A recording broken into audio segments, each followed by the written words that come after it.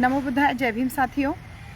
आज काफ़ी समय के बाद लाइव आना हुआ। साहब कांशीराम को पढ़ रही थी, साहब कांशीराम के भाषणों का संकलन पढ़ रही थी, तो कुछ विचार दिमाग में आए तो सोचा कि आप सबसे भी शेयर करूं।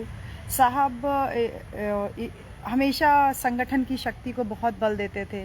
बोल रहे थे कि जब ज़्यादा लोग अगर हमारी बात से सहमत नहीं होंगे तो वो आपके साथ मैदान में नहीं आएंगे और तब तक हमारे संगठन की शक्ति जो है वो मजबूत नहीं होगी। और इसीलिए वो बोल रहे थे कि जब भी हम कोई सभा करते हैं, कोई आयोजन करते हैं, तो उसमें जो भारी तादाद में लोग आते हैं, इकट्ठा होते हैं, एकजुट होते हैं, तो वो कहीं ना कहीं संगठन की शक्ति का द्योतक होता है, संगठन की शक्ति को दिखाता है।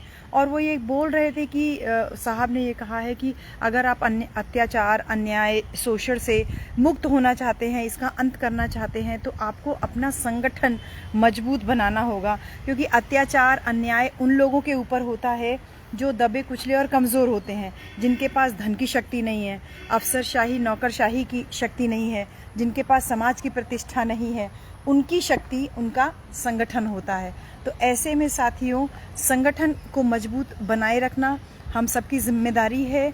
जब तक संगठन मजबूत नहीं करेंगे, हम किसी भी तरीके से अन्याय, अत्याचार के खिलाफ कोई भी प्रदर्शन करते हैं तो हमारी सुनवाई ज़्यादा नहीं होती है।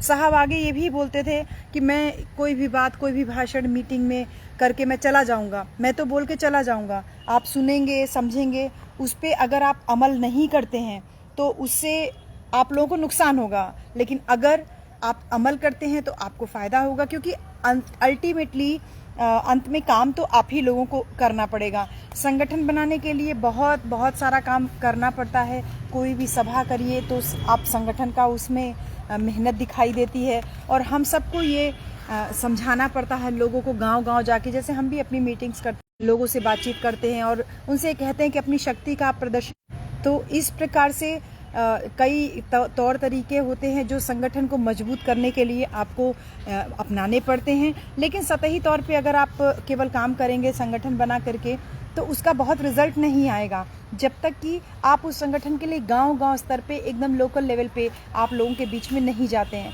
साहब ने ये भी कहा कि इतने सारे संगठन होने के बावजूद हमको संगठन बनाने की ज़रूरत क्यों पड़ी।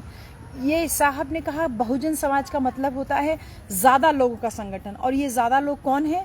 ये ज़्यादा लोग वही हैं जिनके साथ अन्याय और अत्याचार होता है। बाकी देशों में थोड़े लोगों के साथ होता है, उनको अधिकार नहीं मिलते तो उनके लिए प्रबंध करना होता है। लेकिन हमारे देश में तो अनुसूचित जाति, जनजाति, पिछड़ा वर्ग और अल्पसंख्यक के जो 100 में 85 है, और इन 85% लोगों के लिए संविधान में प्रावधान करना पड़ा है, क्योंकि इन लोगों के साथ में जुल्म और जाति ज़्यादा होती है, इनके साथ अन्याय ज़्यादा होता है, इनको इनके अधिकार नहीं मिलते, इनको अपना हिस्सा नहीं मिलता।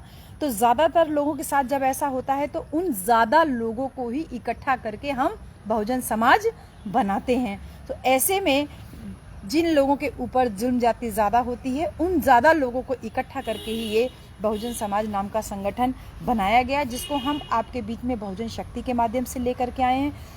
हमें इस बात को समझना होगा कि जो 100 में से 85% हम हैं, ये अपना वोट वाला समाज है।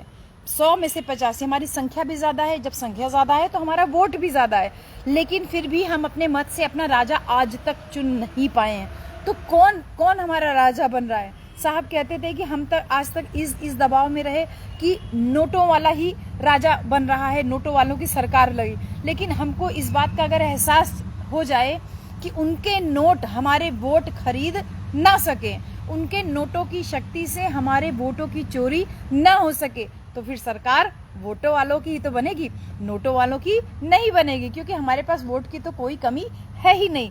बहुजन समाज के पास नोटों की कमी है, लेकिन वोटों की कमी नहीं है। बहुजन समाज अपने वोटों से मत बेटी भर करके अपने समाज को हुक्मरान बना सकता है। साहब ने कहा कि हरियाणा में एक अंबाला है जिला, उतने कोने में जा करके एक विधायक चुन करके लाए। इसी प्रकार से पूरे देश भर में कोने कोने में जहाँ जहाँ जन जागरूकता बढ़ रही है, हम अपने समाज के वोट को एकजुट करके आगे बढ़ा सकते हैं। इसी प्रकार साहब तमाम आंकड़ा प्रस्तुत करते हैं कि पहली विधानसभा, दूसरी विधानसभा और फिर हमारे कितने MP MLA आए, और फिर बाद में साहब एक अंत करते हुए अपनी बात को कहते हैं। मैं एक खंड आपके सामने प्रस्तुत कर रही हूँ, मुझे लगा कि आपसे शेयर करना चाहिए, इसलिए कि मैं आपको यानी बहुजन समाज को बार बार अपनी शक्ति बनाने और शक्ति बना करके हुक्मरान समाज बनाने की बात इसलिए कर रहा हूँ क्योंकि कमज़ोर लोगों पे ही अत्याचार और अन्याय होते हैं। हुक्मरान समाज के ऊपर अत्याचार अन्याय नहीं होता।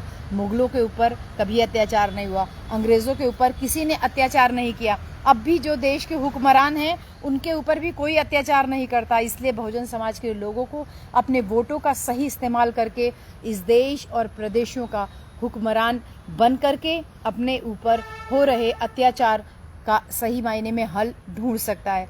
तो अगर यह हल सही है तो बहुजन समाज अपने वोट का सही इस्तेमाल करके, अपने संगठन की शक्ति बना करके, अपनी उस शक्ति का इस्तेमाल करके अपने ऊपर हो रहे अत्याचार का अंत कर सकता है। और इस तरीके से वो न केवल अपने समाज को बल्कि दूसरे समाज के लोगों को भी अन्याय और अत्याचार से मुक्त कर सकता है और इंसाफ देने लायक समाज बन सकता है। तो साथियों, मेरी आपसे यही अपील है, तमाम इतने संगठन होने के बावजूद हमें बहुजन शक्ति बनाने की ज़रूरत क्यों पड़ी? क्योंकि सब अपना अपना मोटो लेकर के चल रहे हैं।